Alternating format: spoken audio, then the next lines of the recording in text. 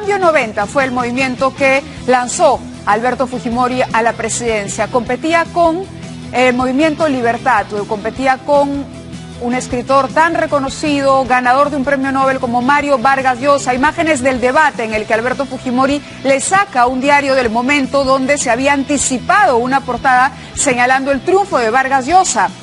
Una portada que definitivamente cambió el sentido de la votación al margen de esta campaña que como outsider había realizado Alberto Fujimori frente al escritor. A partir de ahí las diferencias entre ambos serían irreconciliables y han sido muchas las críticas y no cesarán de las críticas de Mario Vargas Llosa. Fujimori se presenta ante el Congreso, asume como presidente de la República. En esta fotografía, aquí lo vemos con la familia entonces, nuevamente Susana era la primera dama, vemos a Hiro, a Keiko a la derecha vestida en sastre gris, Sachi muy pequeña también con una chompa roja y siempre el pequeño Kenji en brazos de su padre. Alberto Fujimori se instala en Palacio, gobierna con relativa holgura, con mucha popularidad, llevaba a Kenji a todos lados y esto es conocido, tenían una relación bastante estrecha, padre e hijo. Esta es una fotografía de Keiko más bien, una fotografía un poco anterior, es Keiko muy pequeña en brazos de su padre cuando todavía no había planes de hacer política. Esta es una fotografía de inicios del gobierno, se siente ya la fricción y la tensión en el matrimonio Fujimori y Gucci. Él camina adelante, Susana detrás. Esta es una foto con Kenji que nuevamente nos revela la estrecha relación entre padre e hijo. Esto debe ser en uno de los jardines del Palacio de Gobierno. El año 95 Fujimori se lanza a la reelección, que gana también holgadamente, gozaba todavía de mucha popularidad. Imágenes de la campaña de entonces. Aquí Alberto Fujimori en las Huaringas. Recordemos que Kenji hace poco también visitó las Huaringas y se sometió a uno de estos rituales, ¿no? Hay una relación entre los Fujimori y el esoterismo. Se dice que consultaba a una serie de brujas. En fin, esta es otra imagen de Alberto Fujimori durante su gobierno y sus recorridos por el interior del país. Aquí está revisando los túneles que se construyeron para el rescate de los rehenes que secuestró el MRTA en la residencia del embajador japonés, el baile de El Chino, acompañado por grupos de música tropical que en ese momento gozaban también de muchísima notoriedad y publicidad. Esta es Keiko Fujimori, primera dama, acompañando a su padre en otra estampa de la época. Una imagen no muy grata, la famosa fotografía de las corbatitas, una entrevista que se ofreció luego del rescate de los rehenes, en la que quedó absolutamente demostrado este vínculo entre Fujimori y Montesinos. ¿No? Imágenes posteriores, luego conoceríamos, pasamos de la historia del outsider de la política peruana por excelencia, el que le ganó al gran escritor favorito, Mario Vargas Llosa, a la historia de la compra de los medios de comunicación, a las violaciones de derechos humanos, a la corrupción en todas las instituciones del Estado. La última fotografía de Fujimori que veíamos, si es que la pueden reponer, ya es un Fujimori deteriorado por el periodo que había permanecido en prisión. Quien lo acompaña, quien está detrás, es quien era su abogado en ese momento, el señor William Paco Castillo. William Paco Castillo está con nosotros esta noche. Este es un programa que hemos querido dedicar justamente a la excarcelación de Alberto Fujimori. Ayer finalmente se le dio de alta en la Clínica Centenario y él fue trasladado a una vivienda que, como ustedes saben, se encuentra en una residencial, estancia, es un condominio o una urbanización con fuertes medidas de seguridad. Hoy dicen que se han redoblado las medidas de seguridad y hay quienes han criticado además el espacio y la amplitud, la extensión de la casa, los servicios con los que cuenta, si esto se considera lujo, si es exagerado para una persona de su edad que se supone se encuentra delicada de salud. Una piscina, 5 habitaciones, acabados de primera, en una zona bastante cara y con un alquiler bastante alto, por decirlo menos. Muy bien. William Paco Castillo está con nosotros. En cualquier momento vamos a tener un enlace con Luisa María Cuculiza también para conocer sus impresiones tras este nuevo capítulo en la historia de Alberto Fujimori. Es el último capítulo de la historia de Alberto Fujimori, la excarcelación y esta mudanza a la casa de la estancia. Ahí acabó, ya acaba la historia de Alberto Fujimori. ¿O continuamos en esta polarización y hay todavía mucho por escribir? Vamos a ver qué es lo que sucede, pero este programa está diseñado para poder plantearles a ustedes algunos puntos de vista al respecto. Bienvenido, doctor. Muchísimas gracias. Muchas gracias, Mávila, por la invitación. A sus no me equivoqué, lo reconocí bien en la foto, ¿no? Sí, ¿Es sí, usted? soy yo. Es usted. Yo quería preguntarle cuándo, en qué momento usted se convierte en abogado de Alberto Fujimori, porque me parece que usted empieza a integrar la defensa y ese es el motivo por el cual César Nakazaki deja de defender a Alberto Fujimori. Sí, yo cuando llego a hablar con Alberto Fujimori, me lleva al centro penitenciario de la DINOES un amigo común. ¿Quién era? Era el doctor Germán Kruger y ya extinto. Hablamos con él y todavía el doctor César Nakazaki tenía la defensa de Alberto Fujimori. Germán Kruger era una persona muy cercana a Alberto Fujimori y hay quienes dicen que incluso fue el que aconsejó a Fujimori retornar de Japón. Yo le pregunté varias veces a Germán si él le había aconsejado retornar del Japón. De verdad que permanecerá en el misterio, se llevó el secreto a la tumba porque nunca me contestó de verdad si él fue quien le aconsejó. Claro, no nos olvidemos, para que el televidente pueda contextualizar la entrevista, que Alberto Fujimori deja el país, se va, supuestamente a un evento internacional, renuncia, ¿no? La renuncia llega por fax al Congreso de la República. Él dice que le envió a través de un edecán, ¿no? Los fujimoristas dicen que esa es la historia, que el edecán no llegó, pero antes había llegado ya la copia por fax. En fin, el hecho es que Fujimori termina asilándose, refugiándose en Japón. Él tiene esa doble nacionalidad. Lo que nadie entendió después es cómo deja esta vida bastante cómoda en Japón para retornar al Perú y retornar por Chile. Esa estrategia nadie la entendía. Algunos años después, en una entrevista al diario El Mercurio, el doctor Nakazaki dijo que el plan de Fujimori era volver a postular a la presidencia de la República. Pero en cualquier caso, todavía sigue siendo una incógnita. Kruger había pagado incluso el avión para llevarlo de Japón a Chile. Eso sí está confirmado. Totalmente. Entonces es probable que haya seguido ese consejo que no podemos reconfirmar hoy porque el señor Kruger no está entre nosotros. Pero usted desplaza a César Nakazaki en la defensa. ¿Y esto por qué? Fujimori no estaba de acuerdo, Nakazaki no había logrado lo que Fujimori quería, que era dejar la prisión. Yo pienso, sin entrar en realidad en mayores detalles, creo que si una persona decide cambiar de defensor, era porque de alguna manera, o quería darle aires nuevos a la defensa, o probablemente no se sentía ya muy cómodo. Creo yo que porque César tenía bastantes casos, eso es lo que al menos me comentó, y en realidad él se sentía un poco desplazado por César en la defensa. Entonces él quería, diremos... Esa era la sensación que Alberto Fujimori le compartió. Esa Pero es del la otro lado, sensación. la sensación es que al ingresar usted a la defensa, cuando todavía no se rompe el vínculo con el estudio del doctor Nakazaki, es el estudio el que le pide al doctor Nakazaki retirarse, porque ya no era compatible. Una estrategia legal tenía que ser una sola. No podía existir dos abogados que compitieran proponiendo distintas estrategias legales. Claro, porque inicialmente, mire Mávila, Alberto Fujimori quería todavía no romper, ¿no?, el lazo con César Nakazaki. Él dijo, el doctor Nakazaki tiene el caso de Diarios Chicha y él debería llevar el caso de Diarios Chicha para que culminen todos los procesos judiciales y usted vea la parte administrativa y cualquier otro proceso que venga.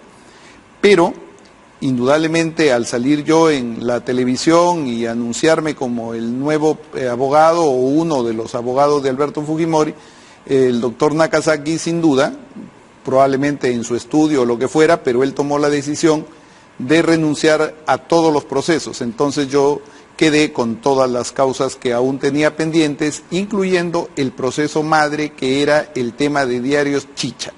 ¿En qué año fue esto? Fue el 2012, a finales del 2012 para el 2013. Del 2012 al 2013. En el año 2016, usted todavía era abogado de Alberto Fujimori. Claro que sí. Hizo una declaración que hoy podríamos calificar como, no sé si visionaria o adelantada para el momento. Keiko había perdido las elecciones, ¿no? Keiko había perdido las elecciones y usted dijo que Keiko ya fue, no va a ser presidenta y no debe intentarlo. Y habla en ese momento, en esa entrevista, de la posibilidad de un nuevo fujimorismo con Kenji Fujimori como carta visible, que Kenji representaba la voz de su padre y que había ya una diferencia de los hermanos. Dice Frente Libertad, que se trataría, claro, de un partido político nuevo, Frente Libertad, el cual estaría integrado por fujimoristas de la vieja guardia como Marta Moyano, Julio Gaó, Carlos Raffo, Santiago Fujimori y Alejandro Aguinaga, quienes se habían sentido desplazados por el keikismo, según lo dicho por el magistrado. El motivo es porque Keiko ya fue. ¿Ese era el sentir de Alberto Fujimori en ese momento? ¿O era su interpretación de los resultados? Bueno, probablemente era la interpretación a la luz de la derrota. Lo que pasa es que yo durante todo el tiempo que ejercí la defensa de Alberto Fujimori, por la empatía que tomé con él, observé lo que ahora recién sale a la luz. Y es verdad, no fue una premonición, sino fue una lectura del momento, porque ahora todo el mundo sale y comenta y se pone de tal o cual línea, pero yo fui el primero en decir que Alberto Fujimori en verdad había sido desplazado, era ninguneado y sobre todo, en verdad, por los asesores de Fuerza Popular. Él no tenía ninguna cabida en Fuerza Popular.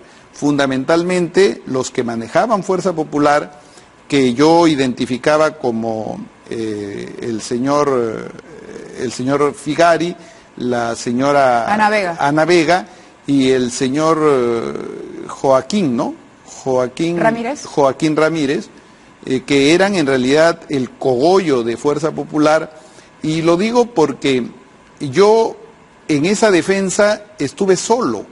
Durante los 4 años no tuve ningún auxilio de ningún parlamentario, de ningún congresista. Yo salí porque le dije a Alberto Fujimori, le dije, cuando yo llegué a la defensa lo encontré desde mi punto de vista abatido, lo encontré ninguneado, lo encontré en verdad que no era lo que yo lo había concebido, un auténtico líder. Pero había una relación, si me permite, el paréntesis, había una relación muy estrecha, y creo que todavía la hay, entre Alberto Fujimori y César Nakazaki. ¿Por qué decide el cambio Alberto Fujimori? ¿Fue porque estaba decepcionado, porque no conseguía lo que él quería? Le repito la pregunta para cerrar la anterior.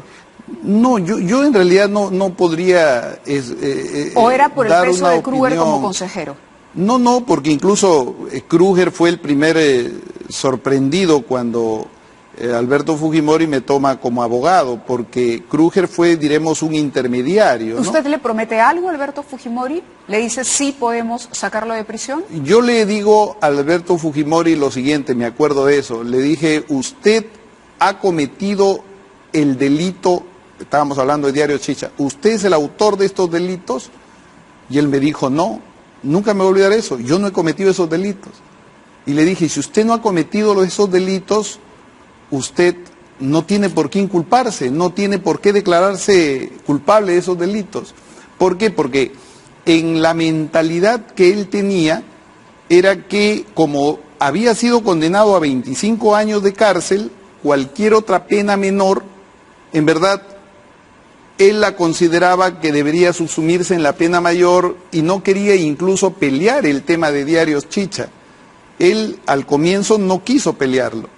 Yo hablé con él y le dije, no, vamos a defender su inocencia, vamos a pelear su inocencia, usted es el líder. ¿Y usted siente que le dio nuevos bríos en ese momento? Yo realmente, perdóneme la falsa modestia, pero yo sí creo que contribuí a levantar la imagen de Alberto Fujimori como líder del verdadero fujimorismo. Y creo que ese fue mi estigma, mi pecado, y eso fue lo que jamás me perdonaron ningún integrante de Fuerza Popular y probablemente la lideresa, porque yo cuando entré a la defensa de Alberto Fujimori, indudablemente no tuve colaboración ni tuve simpatía de nadie. ¿No tuvo colaboración? Por ejemplo, mire, nosotros queríamos, el que habla, nosotros, Alberto Fujimori, inicialmente me comenzó a enviar a ese cogollo fujimorista. Me acuerdo el local de... Él mismo, Alberto. Él mismo. Me acuerdo el del local de Paseo Colón. ¿Cogollo que era integrado por? Por los seguidores de Alberto Fujimori, que son los que están en las calles, los que salen, la gente que es de corazón, ¿no? La gente, no los parlamentarios, diremos la gente de a pie, ¿no? El transitador político anónimo, esa masa. Entonces él me envió inicialmente a Paseo Colón, donde yo dicté muchas conferencias, hablé con muchas personas, celebrábamos su cumpleaños, celebrábamos los momentos de la captura, por ejemplo, del líder Abimael Guzmán, del líder terrorista, celebrábamos el tema de la captura, claro, la captura, celebramos la captura porque él era el héroe de la pacificación que tuvo el país. Levantábamos en realidad la imagen de él como el verdadero arquitecto de lo que era el nuevo Perú. Recuerdo que incluso en su cumpleaños nosotros, yo particularmente hablaba frente a la masa y íbamos a Dinoes. En ese momento la presidencia del partido ya la tenía Keiko Fujimori. Claro, claro. Y yo inicialmente me acuerdo... Pero usted entonces estaba usurpando el papel de Keiko Fujimori al dirigirse a los simpatizantes del partido. No, porque fíjese, en ese momento... ¿O era que había un enfrentamiento entre Alberto y Keiko? No sé si había un enfrentamiento entre ellos, pero se sentía, por ejemplo, que Paseo Colón, el local de Paseo Colón, lo manejaba el señor Krüger, el doctor Krüger. Entonces, ahí, en ese local de Paseo Colón, iban, diremos, esos fujimoristas de a pie, pero... Con ellos, cuando celebrábamos reuniones o lo que hubiera, no había un solo líder ni parlamentario de Fuerza Popular.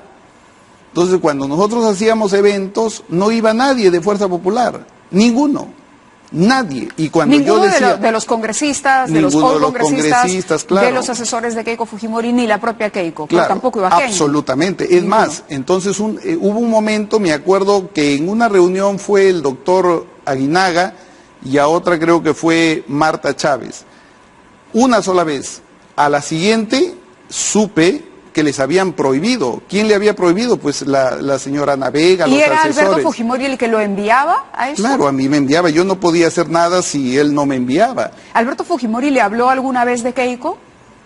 ¿En qué sentido? En el sentido de la derrota electoral. Claro, recuerde que cuando llega el momento de la elección, la última, yo estoy con Alberto Fujimori en la Dinoes, yo y él, o él y yo, y estamos esperando el flash, convencidos en lo absoluto que Keiko ganaba, porque Alberto Fujimori cerró filas y durante los últimos 6 meses me dijo a mí, doctor, tenemos que encauzar toda nuestra energía para que gane Keiko. Y así lo hicimos. Tratamos de establecer que era una unidad el tema del fujimorismo. No queríamos que se resquebrajara esa unidad. Entonces él confió y yo confié, y recuerdo incluso que hubo un momento en que una encuesta la dio a ella de ganadora. Recuerde usted cuando ella sale y hasta anuncia, ¿no?, su victoria. Recuerde usted las imágenes de archivo. Y nosotros nos alegramos, lloramos de felicidad. Pero vayamos al momento en que se conoce la derrota de Keiko Fujimori. Claro, ¿Cuál fue la impresión en ese momento, cuando ya se supo de las 2 encuestas, porque me acuerdo que hubieron 3 encuestadoras que daban a boca de urna los resultados, 2 en contra de Keiko por centésimas o por 1 dígito, 2 dígitos, y había una que la daba ella de ganadora. Me quedé hasta muy tarde y lo noté un poco, claro, desanimado, porque ya no era el triunfo de Keiko, y me fui a la casa porque de todas maneras había la esperanza de que Keiko ganara. Fíjese. Pero la pregunta iba, ¿cuál fue el comentario de Alberto Fujimori en ese cuando momento, conoció la derrota de en ese momento, porque recuerde que la derrota se conoce casi después de una semana, y en esa semana estuvimos en comunicación por el teléfono y personalmente. Por eso yo le pregunté, ¿le hizo algún comentario Alberto Fujimori? Y usted me dijo sí. Claro. ¿Qué le dijo? Cuando ya se supo la derrota, cuando ya primero él entró en una depresión tremenda, me acuerdo que fueron 3 días en que el hombre se postró en cama. Después de eso, sanadas ya las heridas, recuerdo que a mí me dijo, bueno, en verdad Keiko ya fue. Eso le dijo Alberto Fujimori. Él me dijo, bueno, Keiko ya fue. ¿Y le habló de Kenji? ¿De la posibilidad de hacer un candidato de Kenji? Me dijo, en realidad, yo no creo, me dijo, que Keiko llegue a la presidencia de la República si lo intenta una tercera vez. Hay que trabajar ahora porque Kenji es el llamado. ¿Y usted empieza a apoyar a Kenji? Claro, yo inmediatamente, desde ese momento, soy la persona que anuncia primero a Kenji como el futuro candidato presidencial. Yo he venido desde mucho tiempo sosteniendo que el Benjamín es el llamado a encabezar el fujimorismo auténtico. ¿Y cree que el pensamiento de Alberto hoy es el mismo que en ese momento? ¿O ha reflexionado a partir del éxito obtenido en el Parlamento y de la manera en que Keiko Fujimori ha construido Fuerza Popular y ha mantenido una organización complicada, pero finalmente firme? Bueno, mire, yo dejé de ser el abogado de Alberto Fujimori porque se nos acabaron las causas. En primer lugar, no tiene ningún proceso judicial, puede tenerlo y puede él tomar un defensor a su elección. Y yo no sé cómo piense hoy, le estoy hablando cómo pensó él en ese momento, y lo que he visto con el discurrir del tiempo es que en efecto Kenji, cuando toma la decisión de defender al papá y de luchar por su libertad y encabezar él mismo la libertad del padre, es que se produce verdaderamente lo que parecía imposible, que Alberto Fujimori ganara la calle. Si este liderazgo lo hubiera asumido Keiko antes que Kenji, yo tengo la absoluta seguridad que Alberto Fujimori estaría libre. Pero nadie, empezando de Keiko, políticamente hablando, porque yo no tengo nada que hablar respecto al tema filial o familiar, son una familia unida, pero políticamente Keiko nunca, nunca jamás, ni ninguno de sus parlamentarios se comprometió en la libertad de Alberto Fujimori. Cuando un político, el hijo, el Benjamín, Kenji, decidió encabezar la lucha por la libertad del padre, se produjo la libertad. Claro. Entonces a usted no le sorprende, evidentemente, lo que está ocurriendo hoy. En cualquier caso, le agradezco su presencia.